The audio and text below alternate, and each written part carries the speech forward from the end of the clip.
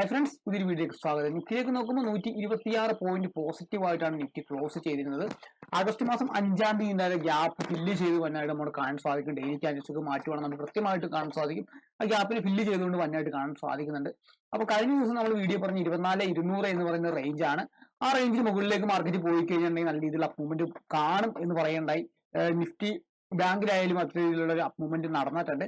അപ്പോൾ തീർച്ചയായിട്ടും അന്ന് ഗ്യാപ്പായിട്ട് ഓപ്പൺ ചെയ്ത് നേരെ തിരിച്ചു നമ്മുടെ ആ ലെവൽ 24,200 വന്ന് ടച്ച് ചെയ്ത് മുകളിലേക്ക് പോയിട്ടുണ്ട്. പിറ്റേ ദിവസം ഗ്യാപ്പായിട്ടാണ് വന്നിരിക്കുന്നത്. ഇന്നും ഗ്യാപ്പാണ് നമുക്ക് കാണാൻ സാധിക്കുന്നത്. ഗ്യാപ്പായിട്ട് 126 പോയിന്റുകൾ പോസ്റ്റിലേക്ക് വന്നിട്ടുണ്ട്. എഫ് ഐ എയുടെ ഭാഗത്തു നിന്നുള്ള സെല്ലിംഗ് ആണ് ഇന്ന് കാണാൻ സാധിക്കുന്നത്. എഫ് ഐ എ സെല്ലേഴ്സ് ആവുകയാണ് ചെയ്തിരിക്കുന്നത്. ഡി എ എന്ന് ഡൊമസ്റ്റിക് ഇൻവെസ്റ്റേഴ്സ് ബൈ ചെയ്തിട്ടുണ്ട്. എഫ് ഐ എ സെല്ല് ചെയ്യുന്നത് ബൈ ചെയ്തിട്ടുണ്ട്. ഇനി നമ്മുടെ മുന്നിലുള്ള പ്രധാനപ്പെട്ട രണ്ട് റെസിസ്റ്റൻസ് എന്ന് പറയുന്നത് 24,800 എന്ന് പറയുന്ന റേഞ്ചും അതുപോലെ തന്നെ 25,000 എന്ന് പറയുന്ന ഓൾ ടൈം ഹൈ ആയിട്ടുള്ള ആ റേഞ്ച് കൂടിയാണ്. നാളത്തെ മാർക്കറ്റിൽ പ്രധാനമായിട്ട് റെസിസ്റ്റൻസ് ലെവൽ എന്ന് പറയുന്നത് 24,846 പ്രധാനമായുള്ള റെസിസ്റ്റൻസ് ഏരിയ ആണ്. അതുപോലെ തന്നെ നമുക്ക് നോക്കേണ്ടത് 24,775 എന്ന് പറയുന്നത് ഈ ലെവൽ ഒരു പ്രധാനമായിട്ടുള്ള റെസിസ്റ്റൻസ് ആണ്. അതുപോലെ തന്നെ നമുക്ക് സപ്പോർട്ടായിട്ട് വരാൻ സാധ്യതയുള്ള ലെവൽ 24,657 എന്ന് പറയുന്ന ഈ ഒരു ലെവൽ തന്നെയാണ്. താഴത്തേക്ക് നോക്കുകയാണെങ്കിൽ നമുക്ക് 24,561 എന്ന് പറയുന്ന ഒരു റേഞ്ച് കൂടിയുണ്ട്. കഴിഞ്ഞ ദിവസം നമുക്ക് നോക്കിക്കഴിഞ്ഞാൽ ഇവിടെ ട്രയാങ്കിൾ പാറ്റേൺ കൃത്യമായിട്ടുണ്ട്. ഈ ട്രയാങ്കിൾ കിട്ടിയതിന് ശേഷമാണ് മാർക്കറ്റ് മുകളിലേക്ക് നല്ല രീതിയിൽ പോയിട്ടുള്ളത്. അപ്പോൾ നാളത്തെ മാർക്കറ്റ് ഓപ്പണിംഗ് എന്ന് പറയുന്നത് ഗ്യാപ്പായിട്ടുള്ള ഓപ്പണിംഗ് ആണ്. ഈ ലെവലിലാണ് ഓപ്പൺ ചെയ്യുന്നതെങ്കിൽ തീർച്ചയായിട്ടും നമ്മൾ പ്രതീക്ഷിക്കേണ്ട PDH എന്ന് പറയുന്ന ലെവലുണ്ട്. ആ ഒരു സപ്പോർട്ടിന് ബ്രേക്ക് ചെയ്ത് താഴത്തേക്ക് പോരുവാണെങ്കിൽ തീർച്ചയായിട്ടും ഈ ലെവലായിരിക്കും മേജർ ആയിട്ടുള്ള ഒരു സപ്പോർട്ട് ആകും. 24,657 എന്ന് പറയുന്ന ഒരു ലെവൽ. ഇതിന് ബ്രേക്ക് ഡൗൺ ചെയ്ത് താഴത്തേക്ക് പോവുകയാണെങ്കിൽ നമുക്ക് 24,561 എന്ന് പറയുന്ന ലെവലിലേക്ക് നമുക്ക് നോക്കാം. തീർച്ചയായിട്ടും മാർക്കറ്റ് നാളെ പോസിറ്റീവായിട്ട് പോവുകയാണെങ്കിൽ ഇവിടെ ഗ്യാപ്പായിട്ട് ഓപ്പൺ ചെയ്ത് താഴത്തേക്ക് വന്ന് തീർച്ചയായിട്ടും മുകളിലേക്ക് പോവുകയാണെങ്കിൽ 24,775 24,846 എന്ന് പറയുന്ന ഒരു ലെവലിലേക്ക് നമുക്ക് വെക്കാൻ സാധിക്കും. ഈ ഒരു സ്ട്രക്ചറിലായിരിക്കും മാർക്കറ്റ് പോകാൻ സാധ്യത കൂടുതലുള്ളത്. കാരണം ഒരു ബുള്ളിഷ് മൂവ്മെന്റ് തന്നെയാണ് മാർക്കറ്റ് നിൽക്കുന്നത്. എഫ് ഐയുടെ സെല്ലിംഗ് മാത്രമാണ് നെഗറ്റീവ് ആയിട്ടുള്ളത്. അതും കൂടി നമുക്ക് പോസിറ്റീവായിട്ട് വരുവാണെങ്കിൽ മാർക്കറ്റ് ആ ലെവലിലേക്ക് പോകാൻ സാധ്യതയുണ്ട്. അതുപോലെ തന്നെ നമ്മൾ നോക്കേണ്ടത് നമ്മുടെ ബാങ്ക് നിഫ്റ്റിയാണ്. നാളെ എക്സ്പയറി ആണ്. ബാങ്ക് നിഫ്റ്റി ലെവലുകൾ നമ്മൾ പരിശോധിക്കാം. കഴിഞ്ഞ ദിവസം ബാങ്ക് നിഫ്റ്റിയിൽ നമ്മൾ ഈ ഒരു ലെവൽ തന്നെയാണ് പറഞ്ഞത്. ഈ ഒരു ലെവലിന് മാർക്കറ്റ് ബ്രേക്ക്ഔട്ട് ചെയ്യുവാണെങ്കിൽ നല്ല രീതിയിൽ മൂവ്മെന്റും പ്രതീക്ഷിക്കുക. അതുപോലെ 54,000 ഈ ഒരു ലെവൽ 54,50 എന്ന് പറയുന്ന ലെവലിലേക്ക് നമ്മൾ പറയേണ്ടായി. അതിന് നമുക്ക് ബ്രേക്ക്ഔട്ട് ചെയ്ത് മുകളിലേക്ക് പോയിട്ടുണ്ട്. അപ്പോൾ ഇന്ന് നോക്കുവാണെങ്കിൽ നല്ല രീതിയിലുള്ള ബുള്ളിഷ് തന്നെയാണ് നമുക്ക് കാണാൻ സാധിക്കുന്നത്. ഈ ഒരു ബുള്ളിഷ് ക്യാനിൽ തന്നെയാണ് നമുക്ക് കാണാൻ സാധിക്കുന്നത്. 50 മിനിറ്റ് ക്യാനിൽ നോക്കി കഴിഞ്ഞാൽ നല്ല രീതിയിലുള്ള മൂവ്മെന്റ് കൊടുത്തിട്ടുണ്ട്.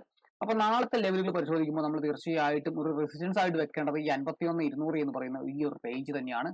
ആ ഒരു റേഞ്ചിന് മുകളിലേക്ക് പോയി കഴിഞ്ഞാൽ നമുക്ക് നോക്കാം 51,500 എന്ന് പറയുന്ന ഒരു സൈക്കോളജിക്കൽ ആയിട്ടുള്ള ലെവൽ നമുക്ക് കാണാൻ സാധിക്കും. അതുപോലെ തന്നെ 51,200 നമ്മൾ ആദ്യം പറഞ്ഞ റെസിസ്റ്റൻസ് ഏരിയ ആണ്. അതുപോലെ തന്നെ 51,754 എന്ന് പറയുന്ന ലെവലും ഒരു പ്രധാനപ്പെട്ട സൈക്കോളജിക്കൽ ആയിട്ടുള്ള ലെവലുകൾ തന്നെയാണ്. തീർച്ചയായിട്ടും സപ്പോർട്ട് ഏരിയ നമ്മൾ നോക്കുവാണെങ്കിൽ സപ്പോർട്ട് നോക്കുമ്പോൾ 50,290 എന്ന് പറയുന്ന ലെവൽ മേജർ ആയിട്ടുള്ള ഒരു സപ്പോർട്ട് ഏരിയ ആണ്. അതുപോലെ തന്നെ നമുക്ക് ഈ ഒരു ഹൈ നോക്കാം. ഈ ഒരു ഹൈ ഏരിയയും ഒരു പ്രധാനമായിട്ടുള്ള സപ്പോർട്ടാണ്. 50,700 എന്ന് പറയുന്ന ലെവലും പ്രധാനമായിട്ടുള്ള ഒരു സപ്പോർട്ടായിട്ട് ആക്ട് ചെയ്യാൻ സാധ്യതയുള്ള ലെവൽ തന്നെയാണ്.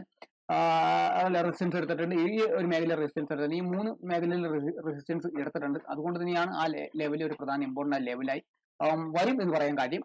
നാളത്തെ മാർക്കറ്റിൽ ഒരു ഗ്യാപ്പായിട്ടുള്ള ഓപ്പണിംഗ് ആണ് ഉണ്ടാവുക എങ്കിൽ ഏകദേശം 51,000 മുകളിലേക്ക് മുകളിലാണ് ഓപ്പൺ ചെയ്യുന്നതെങ്കിൽ അവിടെ നമുക്ക് നോക്കേണ്ടത് പ്രധാനമായിട്ട് സപ്പോർട്ട് താഴത്തേക്ക് വന്നു കഴിഞ്ഞാൽ 50,819 എന്ന് പറഞ്ഞാൽ ഈ ലെവലിൽ പ്രധാനമായിട്ടുള്ള ഒരു സപ്പോർട്ടായിട്ട് ആക്ട് ചെയ്യും.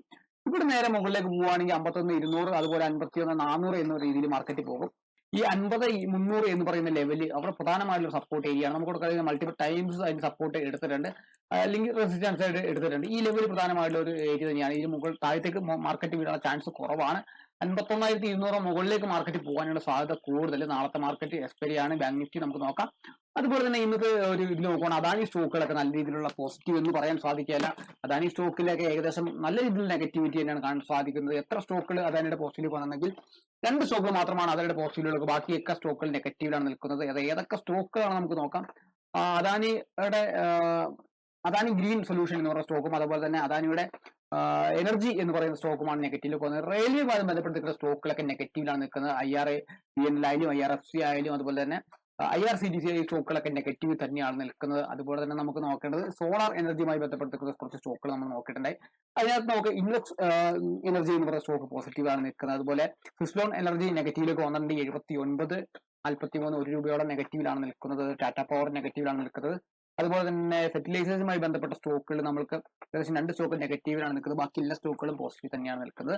അപ്പോൾ നാളത്തെ മാർക്കറ്റിൽ നമ്മൾ നോക്കാം, ഈ ലെവലുകൾക്ക് ടെസ്റ്റ് ചെയ്യുന്നുണ്ടോ, ബാങ്ക് നിഫ്റ്റി ഈ ലെവൽ ടെസ്റ്റ് ചെയ്യുന്നുണ്ടോ, നിഫ്റ്റി ഈ ലെവലുകൾ ടെസ്റ്റ് ചെയ്യുന്നുണ്ടോ നോക്കുക. തീർച്ചയായിട്ടും ഒരു എഡ്യൂക്കേഷൻ പർപ്പസ് വീഡിയോ മാത്രമാണ്. ഏതെങ്കിലും സ്റ്റോക്ക് ബൈ ചെയ്യാനുള്ള സെല് ചെയ്യാനുള്ള റെക്കമെൻഡേഷൻ ആയിട്ട് കാണാതിരിക്കുക.